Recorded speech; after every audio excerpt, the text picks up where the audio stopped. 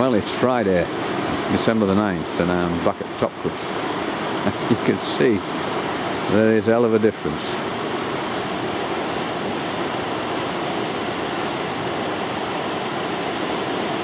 This is the top limit sign, and you can see it's swelling up on top of there. It's just beginning to go down now. It's gone down about, I would think, maybe 6 inches.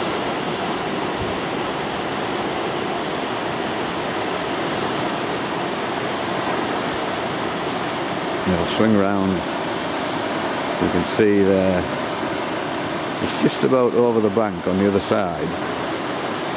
But there's a nice slack over there. I might venture over there if I can't find a hole on this side to fish.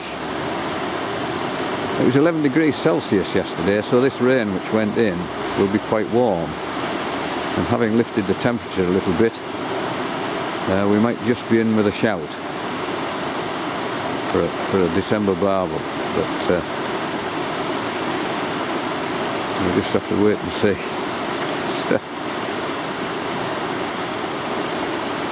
I'll wander downstream and have a look down there.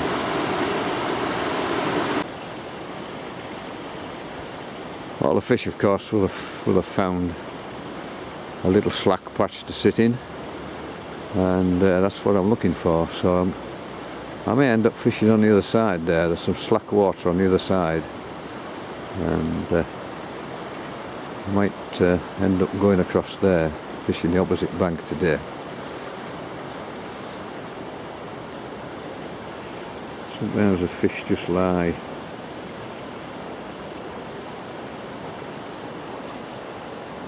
behind that wall there. You know, you can bit of slack water behind that wall. You often get barbel lying up in under there.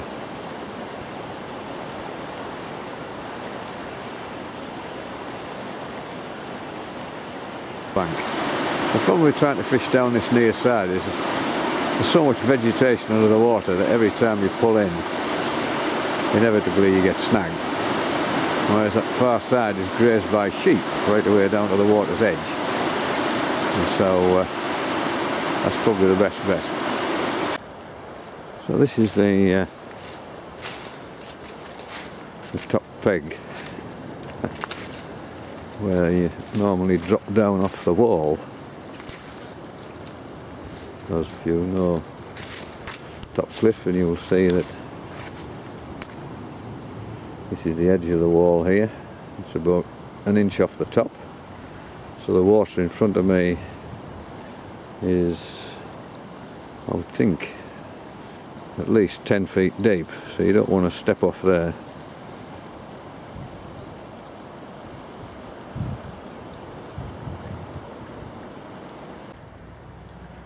So I've just come through from the little car park by the roadside, and this is the first sight of the river.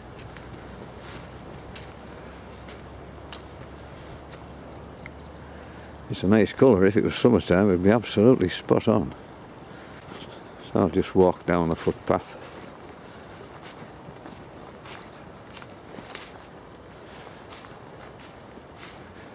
And you can see just how far up it is.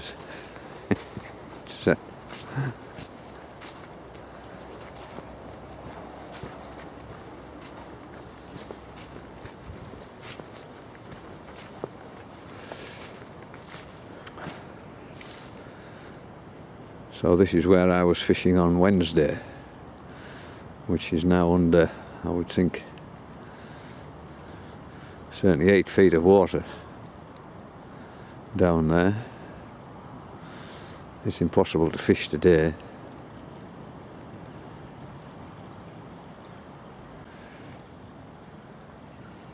So there you can see the church in the background, and that will give you some idea just how high this water is. So if I just come into the car park, I can normally park the car at the bottom of the stretch.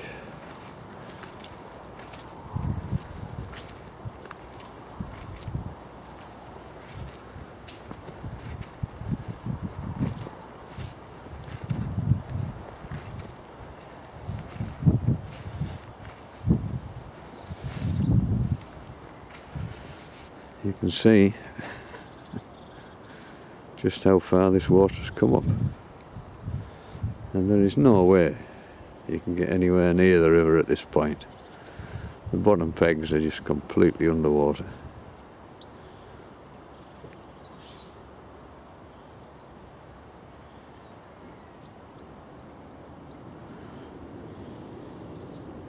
But it is going down apparently. The flood warning has been withdrawn, and the water hasn't made it up onto the road, which it does very, very occasionally do. Well, here we are at the other side, and see, Top Cliff Mills just seems to rise out of the river. So there's this buttress, which is one of the buttresses for what used to be a lock at this particular point.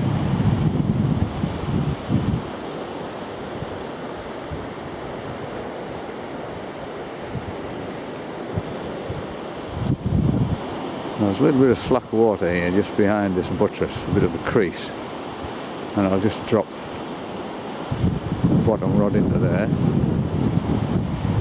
and then on the top side again there's some slack water here, and I'll just drop the top rod onto this side of the buttress, and I'll just plonk myself in between. And the wind is much less than it was the other day, but it's still very, very cold. So I'll get behind this brolly, put this brolly up just to shield myself from this cold wind. And we'll see what comes of it. You just never know. If you don't have your bait in the water, then you don't catch.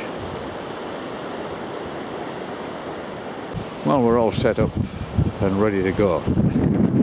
And, keep our fingers crossed. The important thing is to keep away from this edge. Straight off this edge is 10 feet of water, so I don't want to be in amongst that, so I just keep well away from the edge. Obviously, if you get a barbel on and it moves out into this powerful water, then you need a very powerful rod and strong line. It's definitely not conditions for being undergunned. Of course, the conditions would be much better if this was the summertime, but with it being the winter time, of course, then the chances of catching a barbel are not very good. But we're here, we'll give it a go and see what comes of it.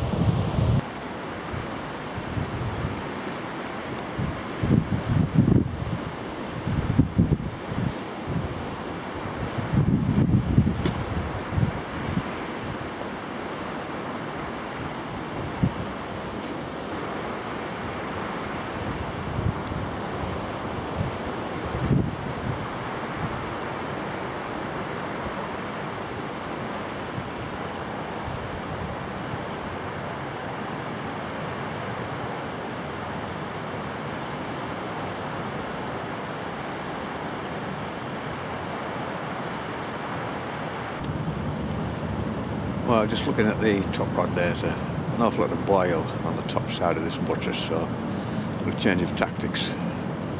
I'll move the top rod to below the buttress, and I'll put a big weight on the bottom rod and just try casting out down the inside and see if we have any more luck then. It's now 2 o'clock. It's not a bad day now.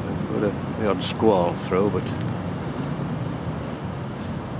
that's the weight. I don't know what it is. It'll be 6-8 ounces, something like that. So I'll just put that on the very powerful carp rod, 3-pound test curve carp rod I've got here, and I'll put that on and I'll be able to cast that.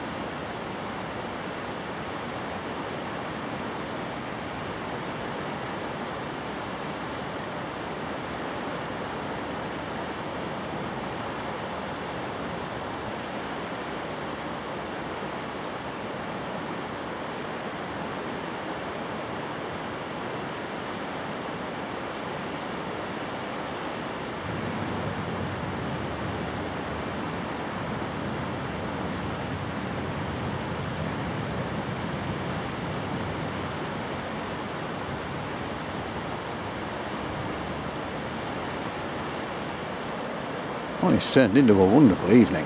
The wind has died down, and so it's not nowhere near as cold. Still very chilly, mind. But looking across at the flats there, at the mill, looking at that lead sign, it hasn't dropped. It hasn't dropped an inch. It's exactly the same level as it was when I first came. So I suspect over the weekend it's going to be just as high. But so far, no sign of a fish. Not unexpected, I have to say. An awful lot of rubbish going down. You have to keep tabs on your rods, especially if you've got one cast out into the current a little bit. Some big logs going down here today, and if they get caught in your line, there's some whip your rod off the rest and down the drink, and you have to snap it off.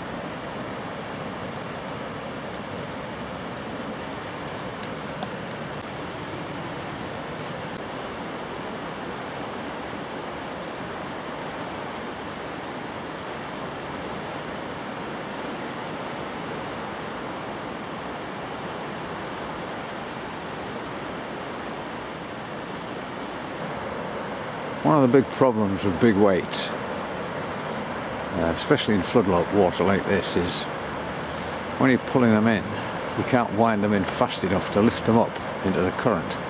They tend to drag along the bottom. And when it's flooded like this and you're dragging them over the edge of the bank, invariably they get snagged. And I've lost two. So I've decided to switch back to the original tactics and just fish the slack water on either side of this big buttress here. It's now 3:30 and the sun's beginning to go down, and it's obviously going to be a very, very cold evening.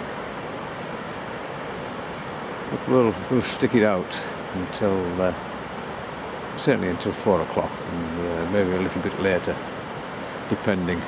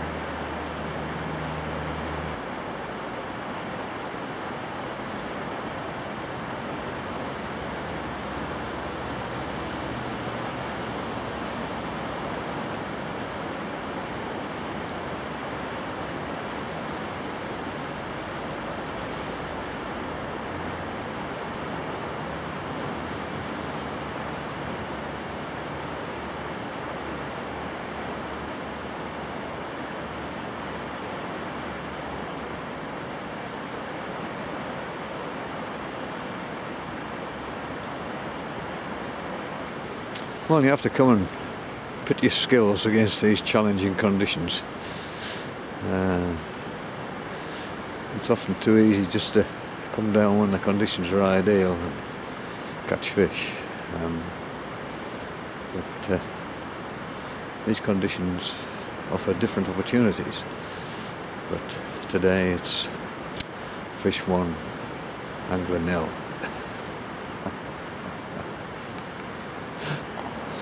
Some you win, some you lose. If you're not on the riverbank, you'll never know. But today, not unexpectedly, nothing at all. And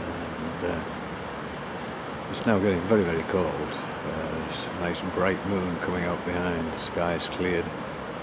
It's going to be a very, very cold evening. We're from the banks of the very, very flooded River Swale. A very, very good night to you. Good night.